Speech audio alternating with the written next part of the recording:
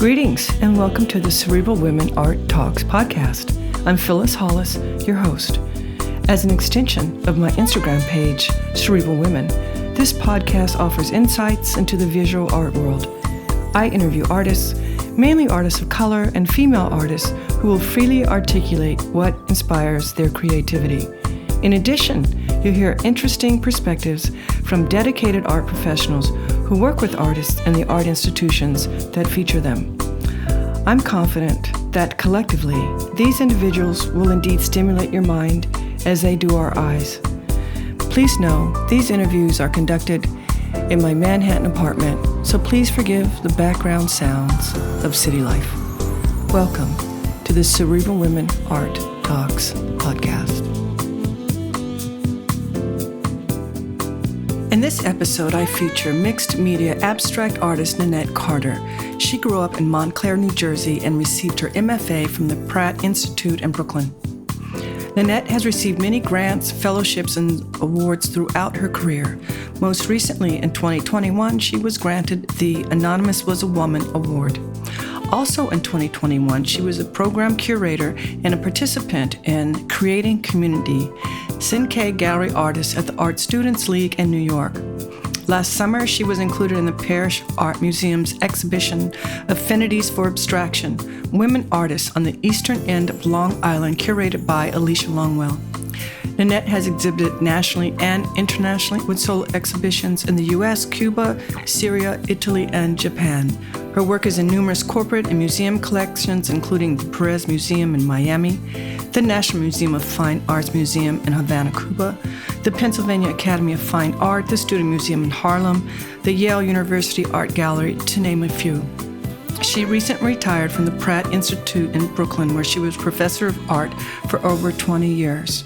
Her current exhibition, titled Nanette Carter, Shape Shifting, is currently on view through May 27th at the Barry Campbell Gallery in New York.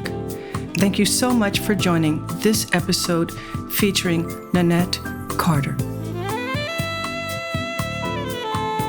Nanette, I want to thank you for joining me on my Cerebral Women Art Talks podcast today. Welcome. Thank you. Thank you for having me.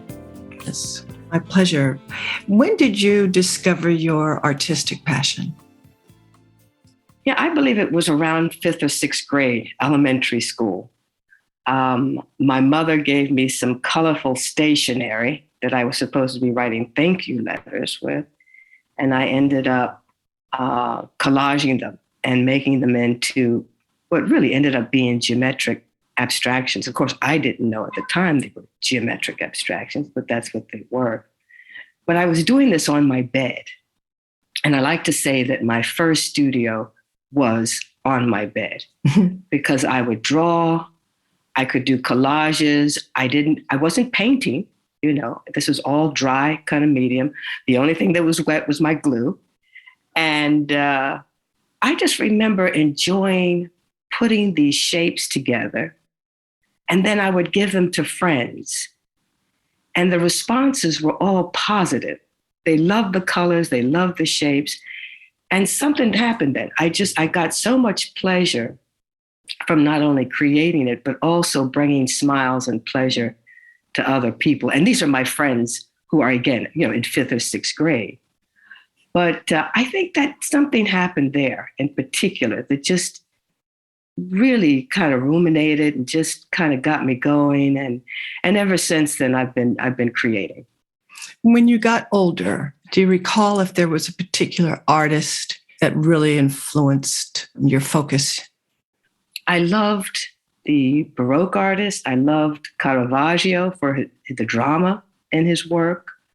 When I met Al Loving and Frank Wimberly, Frank I met when I was 13. I really loved their collages and their sense of color. Both of these men are colorists. And then as I grew up a little bit older and was really beginning to see other artists, I really loved the mystical quality of Bryce Marden's painting. I loved those sort of ephemeral lines sometimes that were just moving across the canvas, really quite beautiful. And I love the physicality of David Hammond's work and Leonardo Drew. Leonardo's last show at Gallery Leilong was just amazing. I love these relief pieces that he builds on the walls. So that really, for me, was very moving. I also liked Joan Mitchell. I liked her for her painterly mark making. I really feel that many times she's actually kind of drawing with the brush. And I love her color. I love her palette also. So there's so many artists, that I, over the years, that I have really grown to love and I love to see. And I just went to see the Joan Mitchell show, in fact, at the Baltimore Museum. So I was really just, in heaven, enthralled, seeing the work from her early days to her later period. It was a great retrospective. That's great. How would you define your practice?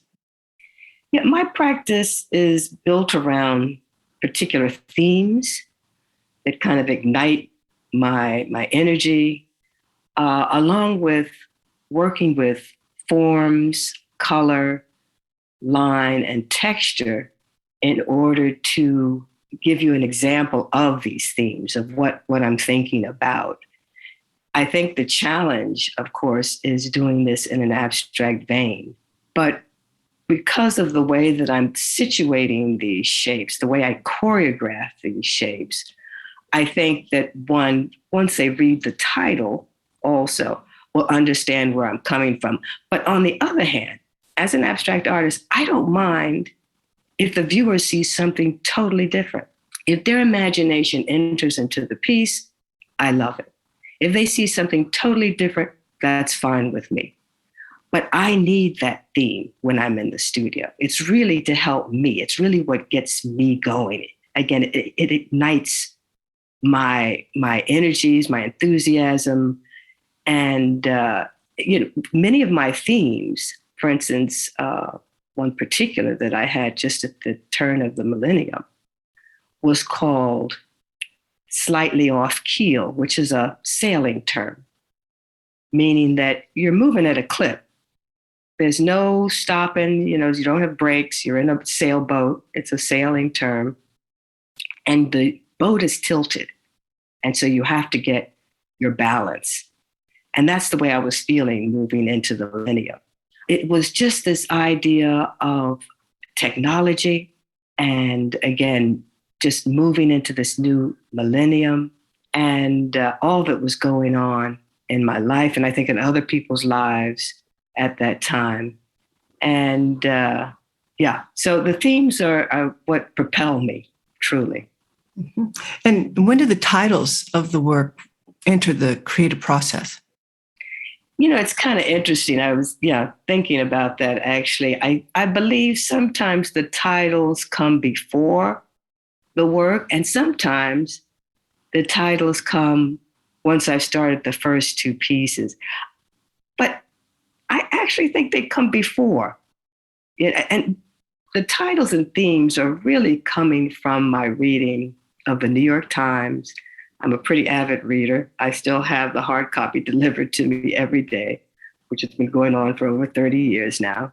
And so reading these different stories, things that are happening internationally, I kind of build on that. And that's what gets me moving. I take some ideas like moving into the new millennium or these recent pieces, cantilevered, which is really this idea of balancing all that's going on, all this information, all of our responsibilities, all that's going on in terms of this pandemic. These are the things that just really just get me going. And so I think it's the title. The titles actually come first, I do believe. So what overcomes you when you start to work on a new piece?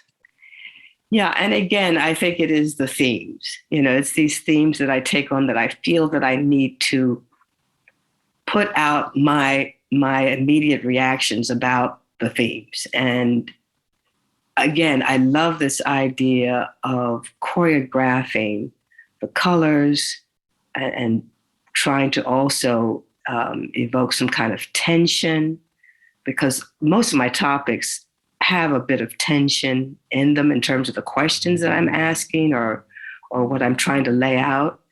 All of that just gets me going. I just, and I love to work with my hands.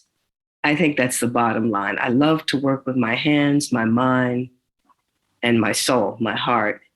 And so just being able to work, and now I'm retired, so I'm working full time, just feels so good. I love the themes. I love what I'm trying to put forth. And do you listen to music while you're working? I listen to jazz primarily, sometimes classical music, and I also listen to R&B. Yes, music is going on all the time. And I think there is this quality of moving, which I think also accentuates, having that dichotomy accentuates those shapes that appear to be moving. So I'm sure that that's the music coming across. I know it's the music that's coming across that ends up showing in the work. And this is the way I've been working, since the beginning of time. When I was talking earlier about working in my bed in my bedroom, I had a stereo in elementary school. I had a stereo in my room. So I don't ever remember working without music. Music has been a part of my life and my work since the beginning. Yeah, it's wonderful. And what materials do you use in your work? Well, since the 90s, I've been working in earnest with mylar and oils, and this is a mylar that the architects began to use back in the late 50s and 60s, because it is really tough stuff. It's plastic and it's slightly transparent and it has a frosted texture. I'm using the mylar with the one-sided frosted texture, which allows for the pigments to adhere to this sort of tooth, to this texture. I actually saw mylar, my very first time seeing it was at the Cooper Hewitt Museum. It was an exhibition of architectural drawings by Frank Lloyd Wright's students from his school at Taliesin. And these drawings were so beautiful on the mylar. The pencil drawings appeared to be like poured black butter. There was a soft line. It wasn't a hard-edged line. It was a soft line. And I was so taken. I walked up to the curator's door, and I know you're supposed to make an appointment for the curator, but I just knocked on the door, and a lovely woman answered and said, oh, yeah, you can go to the art store and get sheets of mylar, and architects have been using this because, of course, the tracing paper is so delicate and thin that when they would go to their sites, it would tear and rip. Anyway, I went out immediately and got a sheet of mylar, but it wasn't until the 90s that I really did start to work on mylar. And I have not worked on any other surface since. I can paint on it, I can draw on it. It's great for my collages that I love to put directly on the wall because it doesn't tear like paper, but yet it's stiffer than canvas. And the other thing about mylar, because if you can imagine, it is plastic. Whatever you put on that surface, none of the paint, none of the pigment is going to soak into the surface like paper. Or even when you prime a canvas with gesso, there's still a certain amount of oil paint that's going to soak into no. With mylar, what you paint on mylar is what you get. There's no soaking in because, again, it's a plastic surface. And I love that. And I love the feel of the brush as it goes across that smooth surface. It's really quite wonderful to experience. I love it. Do you handle most of your installations? I do. I'm using archival double-sided tape to put these pieces up. And I actually glue them with the double-sided tape also, because of course I need to glue these shapes together. So what I will do is I'll actually glue the painted shapes onto a big piece of mylar to hold it all together. And then I actually use, again, the double-sided tape to adhere it onto the wall. Oh, very creative. Wow. I like the immediacy of that, I have to say. I like this idea of not having a frame or any kind of stretcher bars, it's just the work and the wall. I really like the immediacy of that. Well, transportation must be a lot less expensive, huh? That's right. If it was on stretchers, you've got to build a crate, you've got this, that, and the other. Exactly. This, I could just sandwich it between two pieces of foam core, and in fact, when I exhibited in Syria and Japan, and I had big pieces in both places, I was, sandwiching it between, also these big pieces break down too.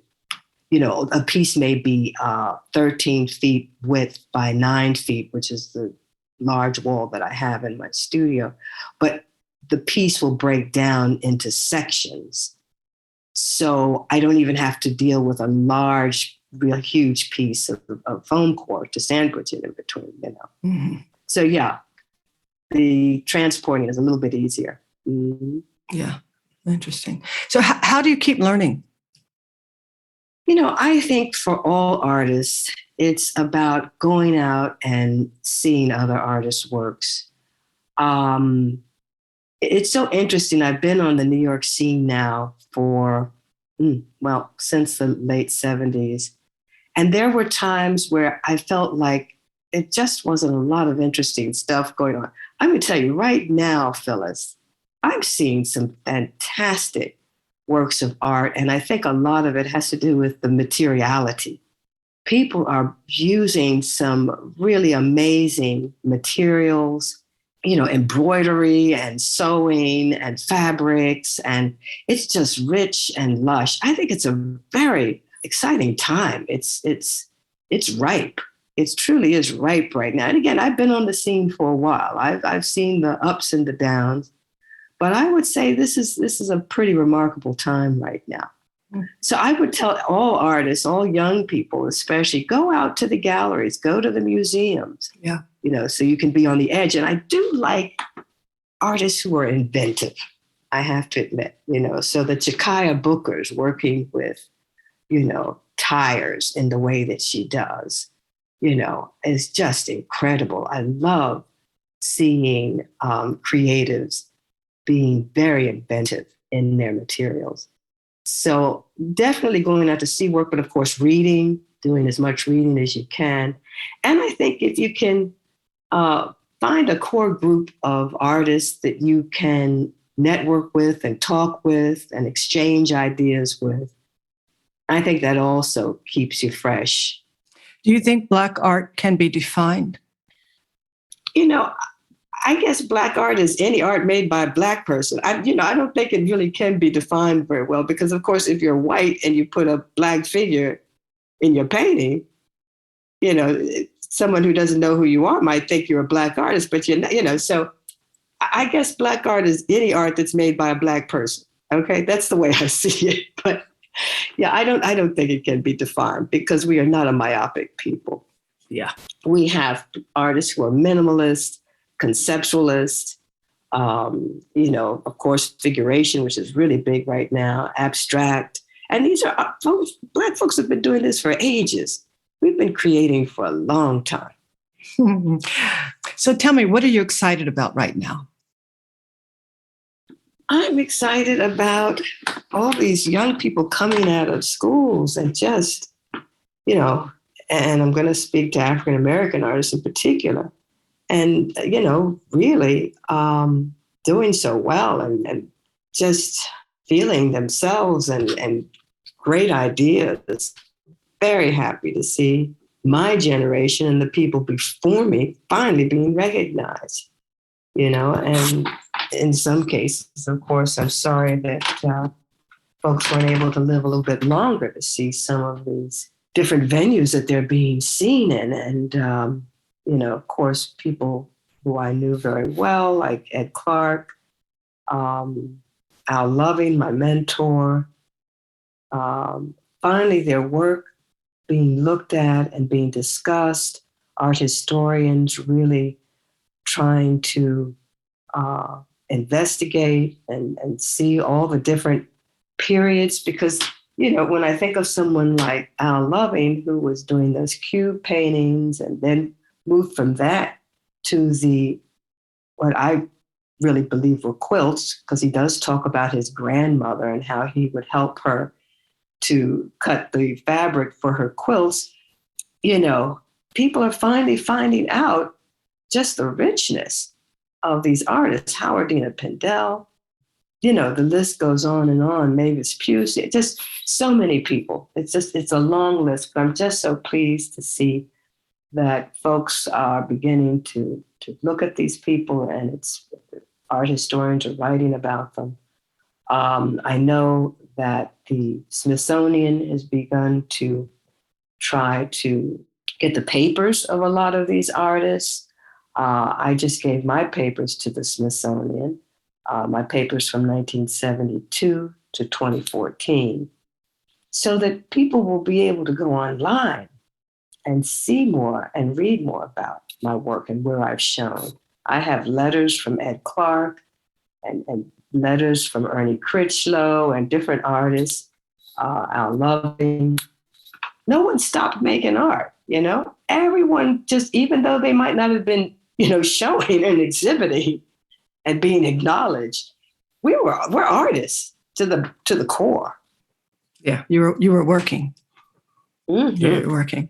I've loved this conversation. It's been informative, insightful, and thank you so much for sharing your thoughts, not only on your practice, but on your peers. So this is our last question, and that is, what do you feel is the purpose of art, and what is your role as an artist? I think the purpose of art has many different levels here, and I think this idea of uplifting one's soul, giving a sense of promise and hope. I think art is to inform. Art is to ask questions, maybe not answering them, but asking pertinent questions of the time.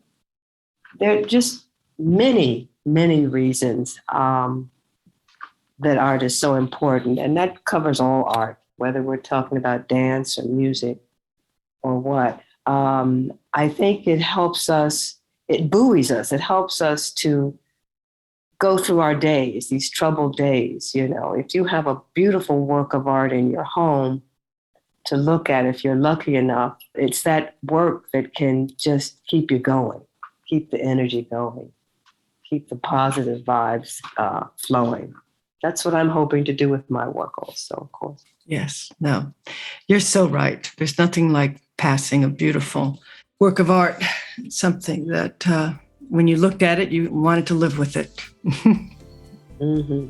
Thank you so much, Nanette. I appreciate your time today. Thank you.